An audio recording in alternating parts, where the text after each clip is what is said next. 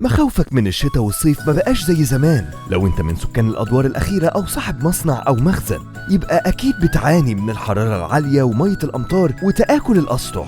بس من النهاردة الحل لراحتك بقى بين ايديك.